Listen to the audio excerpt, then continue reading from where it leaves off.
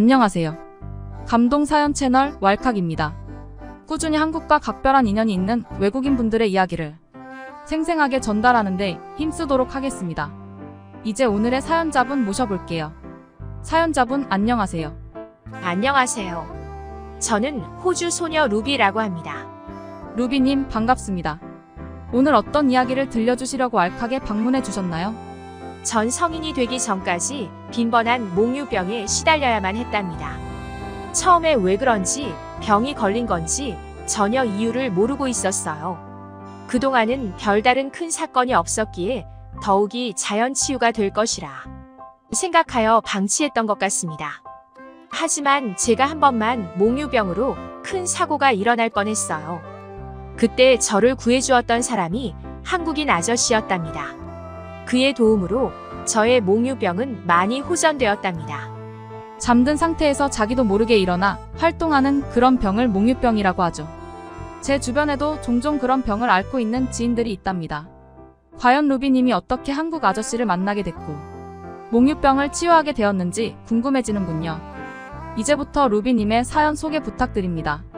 제가 태어나고 지금도 살고 있는 곳은 호주의 수도인 캔버라입니다. 캔버라 외곽 지역의 한 마을에서 오손도손 부모님과 살고 있답니다. 처음 저의 몽유병이 발생하게 된 것은 10살경이었습니다. 부모님이 방에서 주무시고 계시는데 갑자기 거실에서 도당탕탕 소리가 났대요. 그래서 어머니께서 놀라서 거실에 나가봤는데 제가 화장실 문에 얼굴이 받쳐 뒤로 쓰러져 있었다는 것입니다. 어머니는 급하게 저를 깨워서 대체 이 밤에 여기 왜 있냐? 라고 물으셨어요. 저는 눈을 비비면서 깨어나게 되었고 어머니에게 말했습니다. 엄마, 무슨 소리야? 지금 여기 꿈이야. 저는 어머니가 갑자기 나를 깨우더니 이상한 소리를 하시길래 어머니가 깨운 상황 자체가 꿈인 줄만 알았습니다. 그리고 고개를 뒤로 돌려보니 제가 방에 누워있는 게 아니라 거실 바닥에 누워있는 게 아니겠어요. 저는 순간 제 볼을 살짝 꼬집어 보았죠. 정말 아픈 것이에요. 평소에 꿈속에서 루시드 드림을 자주 겪었던 저는 볼을 꼬집었을 때 아프지 않음을 느끼고는 꿈속이구나 싶어서 마음 편하게 하늘을 날아다니기도 하고 우리 집 반려견인 롤리와 영어로 대화도 나누면서 즐겼었거든요.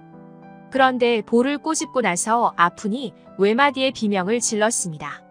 저는 그때 정말 등골이 오싹했습니다.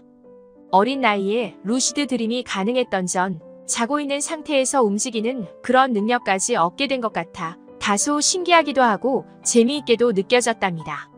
하지만 그것은 신기한 능력이 전혀 아니었어요. 위험에 항상 노출될 수밖에 없는 아주 위태로운 병이었습니다. 제 증세는 날이 갈수록 심해졌습니다. 안전가드가 되어 있지 않는 침대에 머리를 박아서 이마가 살짝 찢기는 불상사가 일어나기도 했고 집 밖을 나가서 마당의 대자로 뻗어서 그곳에서 아침을 맞이한 경우도 발생했죠. 부모님은 처음에는 별다른 문제가 없을 것 같아 저를 신경 안 썼는데 집 밖을 나가고 나서는 점점 저를 걱정하시기 시작했습니다. 혹시라도 큰 사고가 날까봐 걱정을 하셨던 거죠. 그래서 마을 병원을 한번 방문하기도 했어요. 그런데 거기 의사가 이런 몽유병은 그냥 잠만 잘 자면 낫는다라는 식으로 아무렇지 않게 얼버무리는 게 아니겠어요. 우리는 이에 대해 별다른 지식이 없다 보니 그러려니 하고 병원 문을 열고 나오고 말았죠.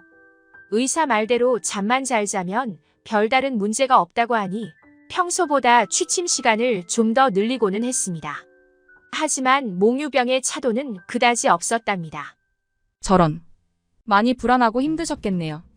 몽유병은 별다른 차도 없이 방치한다면 계속 심각해지는 병이라고 들었는데요. 네, 정말 그렇더군요. 저의 몽유병은 항상 새벽 3시만 되면 찾아왔습니다. 어떻게 1분의 오차도 없이 그 시간만 되면 제가 일어나는지 신기했어요. 그리고 30분 정도 움직이고 나서 다시 잠에 드는 것을 반복했죠.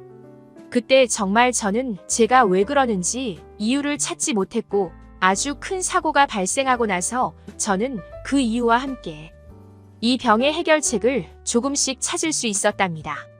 때는 6월의 어느 날 밤이었습니다.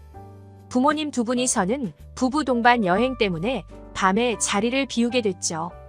그때 저의 몽유병 때문에 멀리서 사시는 할머니께서 하루 제 방에서 같이 주무시게 되었어요.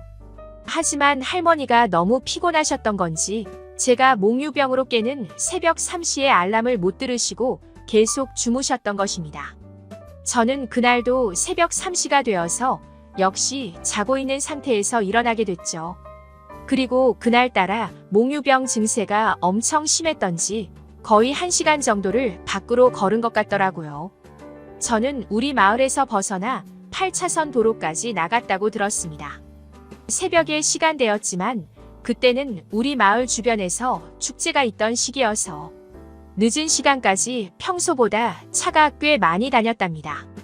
저를 구해준 그 한국인 아저씨께서 말씀해 주셨는데 저는 하염없이 8차선 도로변을 가로로 왔다 갔다 하며 걸어 다녔다고 합니다. 그런데 차들은 저를 구해주는 것이 아니라 저를 피해서 가거나 클락션을 울려대며 저에게 욕설과 함께 소리만 쳤다는 것이에요. 그때 호주로 관광을 온 한국 아저씨가 밤에 차를 끌고 무엇을 사러 가는 길에 저를 보게 된 것이라고 합니다. 하염없이 위태롭게 도로가를 오가고 있을 때 한국인 아저씨가 저를 확 낚아챘다고 합니다. 그때서야 저는 잠에서 깨어날 수 있었어요. 바람이 세차게 부는 도로가에서 저는 놀란 표정도 짓지 못하며 잠에서 마치 막 깨어난 새끼 토끼 마냥 몽롱한 표정을 지었어요. 그리고 제가 지금 안방에 누워있지 않고 크락션과 눈부신 자동차 불빛만이 비춰지고 있는 도로가에 서 있다는 것을 뒤늦게 깨달았답니다. 저는 그때서야 눈이 휘둥그레지며 놀라게 되었고 저를 구해준 한국인 아저씨에게 자초지종을 들을 수 있었어요. 주변 차들이 아슬아슬하게 저를 비켜가기만 했는데 한국인 아저씨만 멈춰서 저를 구해준 것입니다. 아저씨는 처음에 제가 스스로 생을 마감하려고 하는 줄 알았대요. 하지만 뭔가 상태가 이상해 보였다는 것입니다. 제가 몽유병으로 걸어다니고 있다는 것을 느낀 것이죠.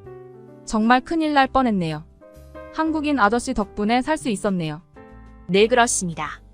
전 저를 구해주신 아저씨에게 감사 인사를 진심을 전하면서 이런 상태에 제 자신이 너무 무서워서 하염없이 눈물을 흘렸답니다. 그러자 아저씨는 저를 붙잡고 30분 정도 위로하면서 몽유병의 효과적인 해결책에 대해서도 알려주셨어요. 아저씨의 아들도 어릴 적 몽유병이 엄청 심했다고 하더라고요. 그래서 제가 몽유병 증세라는 것을 남들보다 일찍 알아차렸던 것입니다. 자신의 아들에게 이 방법을 썼을 때 몰라보게 호전되었다고 하시면서 저에게 이것저것 설명해 주셨습니다. 일단 몽유병 일지를 쓰라는 것입니다. 그리고 몽유 증상이 나타나기 직전에 주변인에게 깨워달라고 부탁하고 그 시간을 알고 있다면 스스로 큰 소리의 알람을 맞추라고 하셨어요. 이 해결법에는 다 이유가 있다고 합니다. 몽유병 일지를 쓰게 되면 내가 어떠한 이유로 인해서 증세가 나타나는지 그 원인을 파악할 수 있는데 도움을 준다고 하네요. 그리고 필수적으로 침대에 안전가드를 달아야 하며 집안에 모서리가 있는 모든 부분에 푹신한 매트리스 패치를 붙여야 한답니다. 날카로운 물건은 모두 숨기고 문고리를 강제적으로라도 걸어 잠그고 열쇠의 위치를 부모님을 통해서 숨기게 만들라는 것입니다. 또한 하루 8시간 이상은 무조건 취침에 들며 낮에 짧게 낮잠을 자는 것이 그렇게 효과적이라고 해요. 적어도 10분만이라도요. 또한 규칙적인 생활과 더불어 카페인의 섭취를 줄여야 한다고 했어요. 잠자기 전에 어둡고 조용한 환경을 만들고 명상을 하고 자면 심신이 편안해져 몽유병을 치유하는데 많은 도움을 준다고 했답니다. 그렇게 저는 아저씨와 헤어지고 집에 와서 하루하루 그 방법들을 노트에 적어가며 실천했어요. 사실 평소에 제가 어린 나이에도 커피를 하루에 5잔이나 먹듯이 카페인에 중독되어 있거든요. 그런데 그 일 이후로 저는 아저씨의 말을 듣고 커피를 딱 끊었답니다. 취침 전에 음료를 마시는 것도 습관이었는데 그러지 않았고요. 항상 취침 전에 오늘도 몽유병 증세가 나타나면 어떡하지 싶을 때 명상 프로그램 비디오를 보며 마음 편안하게 만들고 취침에 들기 시작했어요. 아저씨의 말대로 하루에 20분, 30분씩 낮잠 자는 것도 빼먹지 않았습니다. 그렇게 한 1년간 반복을 하고 나서 저의 몽유병 증세는 말도 안 되게 호전이 되었답니다.